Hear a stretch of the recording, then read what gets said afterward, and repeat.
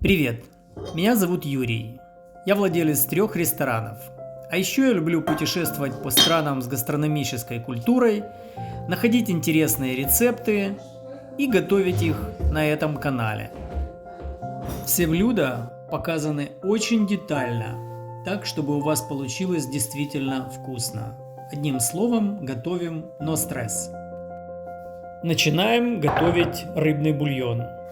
Я использую для этого головы, хвосты и скелеты разных рыб. Сложим их в миску для запекания, польем оливковым маслом и поставим в духовку.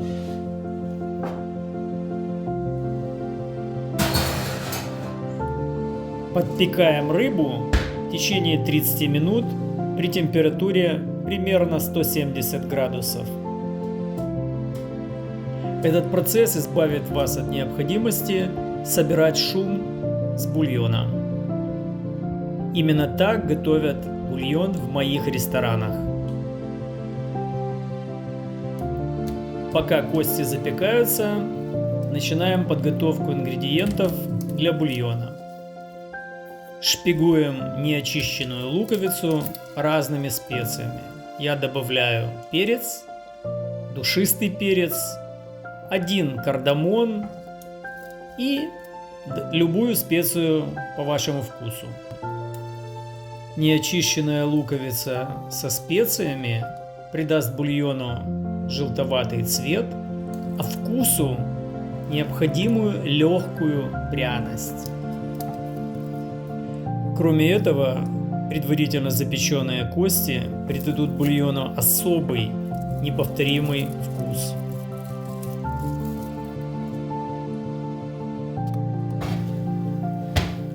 Итак, рыбные кости и головы подпеклись, и мы перекладываем их в кастрюлю.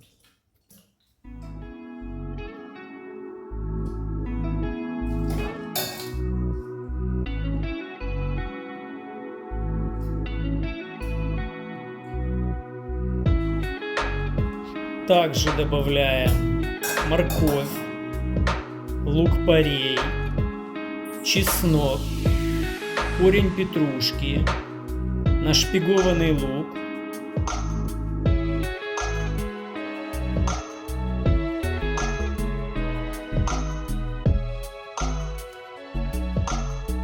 и зелень петрушки.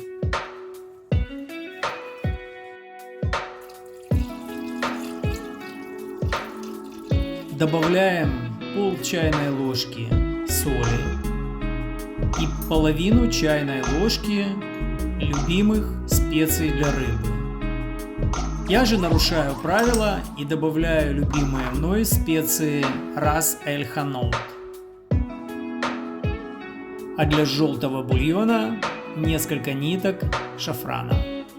Заливаем все водой, дожидаемся, когда бульон закипел, и снимаем остаточную пену. Уменьшаем огонь и готовим бульон примерно 1 час.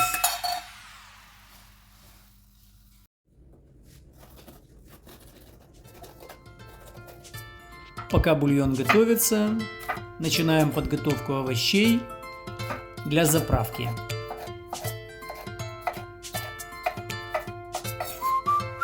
Красный и желтый перец нарезаем так, как показано в видео.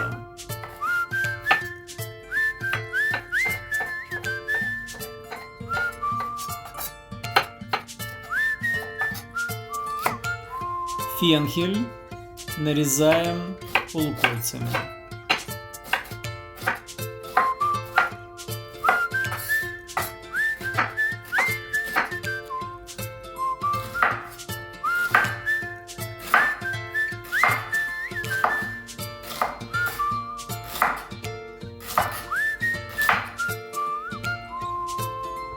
Красный и желтый перец, а также фенхель складываем в отдельную емкость, перемешиваем и добавляем специи для рыбы. Пока перец и фенхель маринуются, нарезаем лук по длине.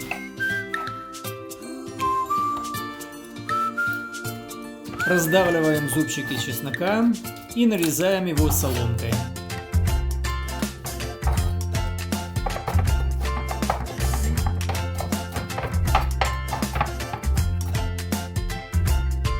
Наливаем в сковороду качественное оливковое масло и обжариваем немного на нем лук.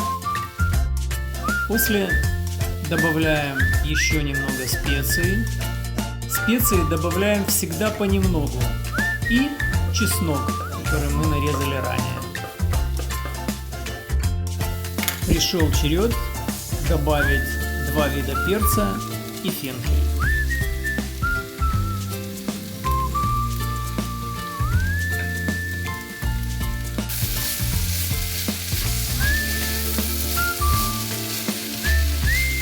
Заправку обжариваем так, чтобы овощи были уже мягкие, но в конце чувствовалась хрустинка. Добавляем очищенные помидоры пилати и все вместе пережариваем.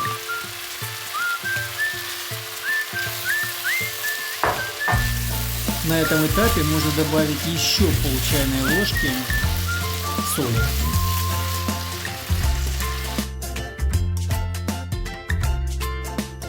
Наш бульон готов. Сейчас мы будем его процеживать.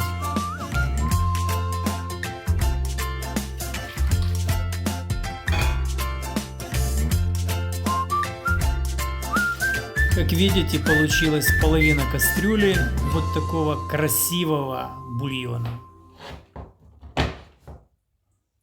А сейчас настал черед добавить заправку в рыбный бульон.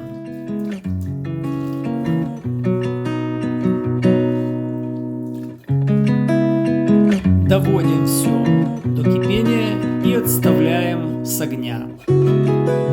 Основа супа готова. Теперь мы можем даже через некоторое время добавить в него рыбу и морепродукты. А сейчас время взяться за рыбу и морепродукты.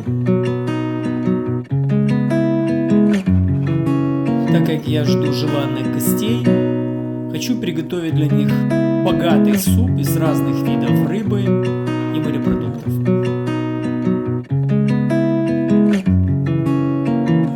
Я использую 2 вида белой рыбы и 1 розовую, а также кальмары.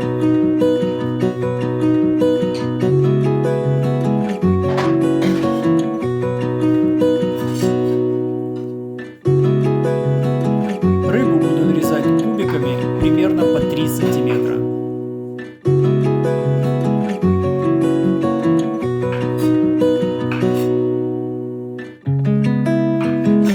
Хорошая новость заключается в том, что для этого супа вы можете использовать замороженную рыбу. Но лучше, конечно, использовать свежую.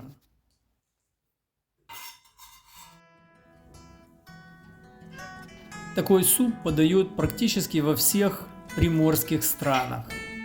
Во Франции и Италии это густой рыбный суп, некая облегченная версия буябеса.